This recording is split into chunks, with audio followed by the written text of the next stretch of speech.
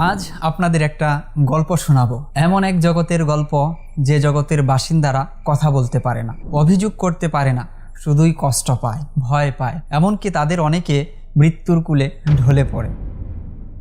31st night শহরটা তখনও শান্ত।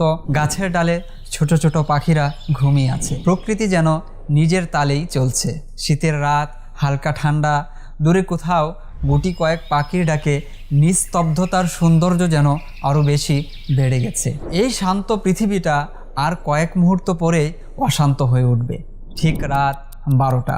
Countdown শুরু করলাম। 10, 9, 8, 7। যখন আমরা 3, 2, 1 বলি, তখন পৃথিবীর একই আকাশের নিচে থাকা হাজারো পাখির হৃদস্পন্দন দ্রুত বেড়ে যায়। কারণ তারা জানে না নতুন বছর কি, তারা বুঝে না কাউন্টডাউন কি, তারা এও জানে না নতুন বছরের রাতটা তাদের জীবনের শেষ রাত। তারা শুধুই বুঝে ভয়।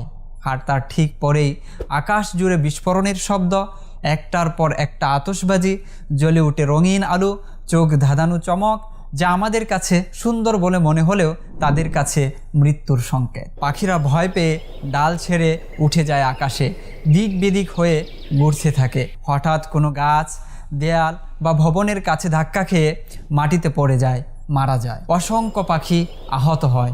সেগুলোর মধ্যে অনেক পাখি আর কখনো উঠতে পারে না, আর কিছু পাখি হার্ট অ্যাটাকের মতো ভয়ঙ্কর শোকে মারা যায়, কারণ তাদের ছোট্ট শরীর সেই শব্দ সহ্য করতে পারে না।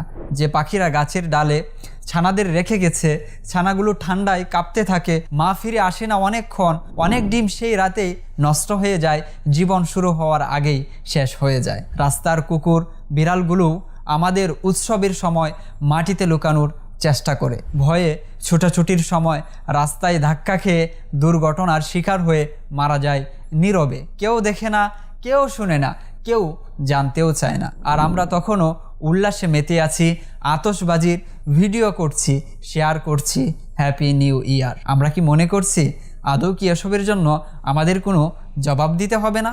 দুনিয়ায় হয়তো আমরা কোনো বিচারের সম্মুখীন হচ্ছি না, কিন্তু এই ছোট্ট পাখিসহ সমস্ত মাখলুকের সৃষ্টিকর্তা আল্লাহ তাআলার কাছে এর জবাব আমাদের দিতে হবে। নবী করিম সাল্লাল্লাহু আলাইহি ওয়াসাল্লাম ইরশাদ করেন, যে ব্যক্তি কোনো পাখিকে অযথা হত্যা করবে, কিয়ামতের দিন সেই পাখি আল্লাহ তাআলার দরবারে অভিযোগ করবে, হে আমার রব, অমুক ব্যক্তি আমাকে অযথা হত্যা করেছিল, কোনো উপকারের জন্য আমাকে হত্যা করেনি। একবার ভাবুন তো, যদি আমাদের নিজের সন্তানের মৃত্যু হতো, আমরা কি তা সহ্য করতে পারতাম? তাহলে কিভাবে এই ছোট ছোট প্রাণীদের মৃত্যু আমাদের অন্তরকে স্পর্শ করে না? তারাও তো আমাদের মতো এই পৃথিবীর একটি অংশ, যারা শান্তিতে বাঁচতে চায়, নিরাপদ আকাশে উঠতে চায়। এই 31st নাইটে আমরা নিজেরাই সিদ্ধান্ত নিতে পারি, আমার কয়েক সেকেন্ডের আনন্দের জন্য কি আমি কারো জীবন কেড়ে নিতে পারি, কারো